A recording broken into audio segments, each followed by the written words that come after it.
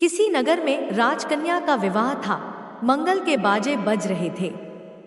उसी नगर में एक सिद्ध महात्मा रहते थे। महात्मा बाजों की आवाज सुनकर दरबार में गए। राजा से यह मालूम होने पर कि राजकन्या का विवाह है, उन्होंने कन्या को देखना चाहा। राजा ने कन्या को बुलाया। राजकन्या ने आकर महात्मा के चरणों में प्रणाम किया। महात्मा ने न मालूम किस अभिप्राय से उसको नक्शिक देखकर राजा से कहा, इस लड़की का हमसे विवाह कर दो। राजा तो सुनते ही सहम गया। राजा बुद्धिमान था। महल में जाकर एक जोड़ी बहुमूल्य मोती लाया। मोती का आकार मुर्गी के अंडे जितना था और उनसे शारदीय पूर्णिमा के चंद्रमा की सी ज्योति छिटक रही थी। राजा ने नम्रता से कहा, भगवन, हमारे कुल की रीति है जो इस तरह के 108 मोतियों का हार कन्या को देता है, उसी से हम कन्या का विवाह करते हैं। महात्मा ने निर्विकार चित्त से पर उत्साह से कहा, हाँ, तुम्हारी कुल की प्रथा तो पूरी होनी ही चाहिए। ये दोनों मोती के दाने मुझे दे दो, इसी नमूने के 108 मोती मैं ला देता हूं। परंतु खबरदार, तब तक लड़की को किसी दूसरी से ब्याह न देना। राजा ने सोचा था महात्मा मोती की बात सुनकर निराश हो लौट जाएंगे, परंतु यहाँ तो दूसरी ही बात हो गई। राजा जानता था महात्मा ऊंचे दर्जे के सिद्ध पुरुष हैं, उनकी आज्ञा न मानने से अमंगल हो सकता है। अतएव राजा ने दोनों मोती उनको दे दिए और कहा, भगवन, आगे लग्न नहीं है, आप जल्दी लौटिएगा। राजा ने सोचा ऐसे मोती कहीं मिलेंगे नहीं, महात्मा सच्चे पुरुष हैं, लौट ही आएंगे। तब लड़की का विवाह निर्दिष्ट राजकुमार के साथ कर दिया जाएगा। राजा ने विवाह स्थगित कर दिया। महात्मा मोती के दाने झोली में डालकर चल दिए। 3 दिन हो गए। महात्मा समुद्र के किनारे बैठे कमंडलू भर भर समुद्र का जल बाहर उलीच रहे हैं। उन्हें खाना पीना सोना कुछ भी स्मरण नहीं है। न थकावट है, न विषाद है, न निराशा है, न विराम है। एक लगन से कार्य चल रहा है। महात्मा की अमोघ क्रिया से प्रकृति में हलचल मची। अंतर जगत में क्षोभ उत्पन्न हो गया।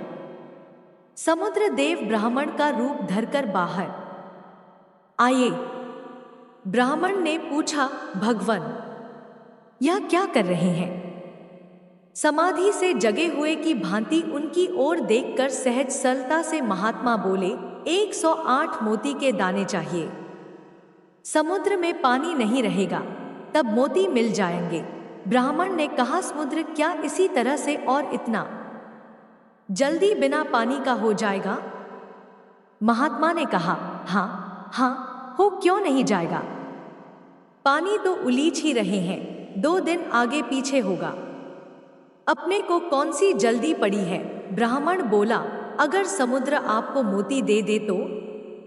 महात्मा बोले, तो फिर क्या हमारा समुद्र से कोई वैर है जो हम उसे बिना पानी का बनाएंगे? ब्राह्मण रूपी समुद्र बोला, अच्छा तो लीजिए। समुद्र की एक तरंग आई और मोतियों का ढेर लग गया। महात्मा ने झोली से दोनों मोती निकाले। उनसे ठीक मिलाकर 108 मोती चुनकर झोली में डाल लिए और चलने के लिए उठ खड़े हुए। ब्राह्मण वेशधारी समुद्र ने कहा, भगवन, कुछ मोती और ले जाइए ना।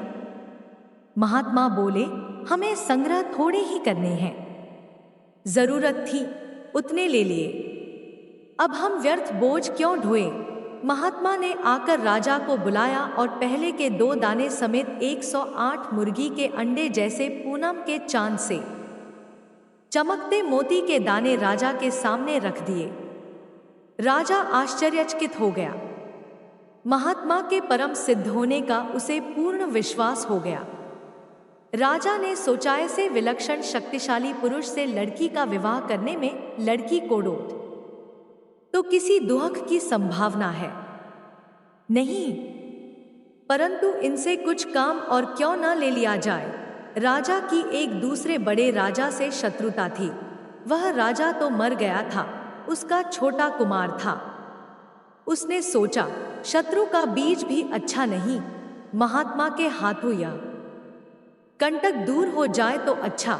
यह सोचकर राजा ने कहा, भगवान, मोती तो बड़े अच्छे आप ले आए। एक काम और है, अमुक राज्य के राजकुमार का सिर आने पर लड़की का ब्याह होगा, ऐसा प्रण है।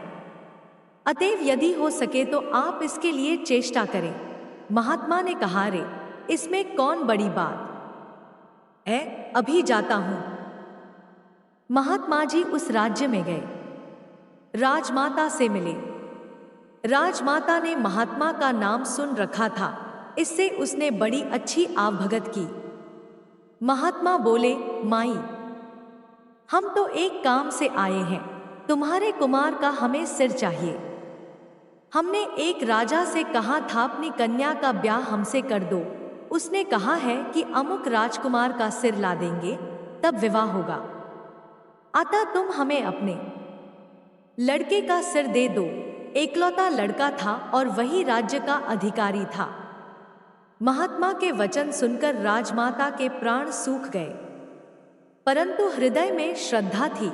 उसको विश्वास था कि सच्चे महात्मा से किसी का कोई अकल्याण नहीं हो सकता।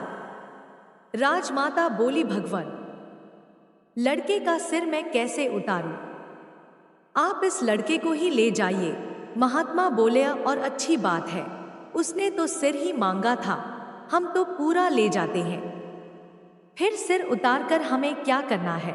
राजमाता बोली, भगवान, इसे मैं आपके हाथों में सौंप रही हूं। महात्मा बोले, हाँ हाँ, भगवान सब मंगल करेंगे।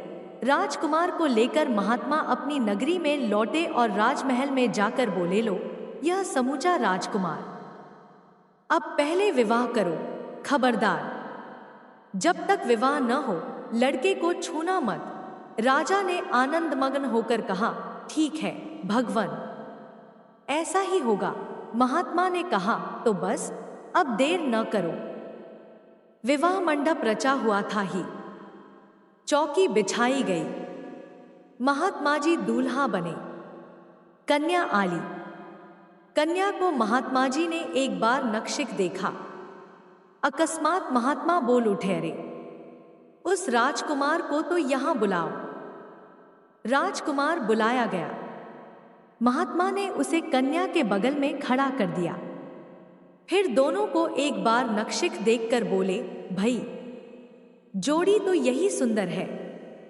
राजा, बस अभी इस राजकुमार से राजकुमारी का ब्याह कर दो। खबरदार, जो जरा भी चीज पटकी राजा नहीं ना कर सका। राजकुमारी का विवाह शत्रु राजकुमार से हो गया। महात्मा के विचित्र आचरण का रहस्य अब राजा की समझ में आया। राजा का मन पलट गया, शत्रु मित्र हो गया। महात्मा अपनी कुटिया पर जाकर पूर्ववत धूनी तापने लगे। इस कहानी से यह मालूम हो गया कि संत पुरुष की क्रियाएं किसी अज्ञात उद्देश्य से बड़ी विलक्षण हुआ करती हैं। उनकी क्रियाओं से उनकी स्थिति का पता लगाना बहुत ही कठिन होता है। तथापि आजकल के जमाने में जहां लोग नाना प्रकार से ठगे जा रहे हैं, विशेष सावधानी रखना ही उत्तम है। श्रद्धा और सेवा करके सत्संग करना चाहिए और जिन संत पुरुष के संग से अपने में दैवी संपदा की वृद्धि, भगवान की ओर चित्त वृत्तियों का प्रवाह, शांति और आनंद की वृद्धि प्रतीत हो, उन्हीं को संत मानकर उनसे विशेष लाभ उठाना चाहिए।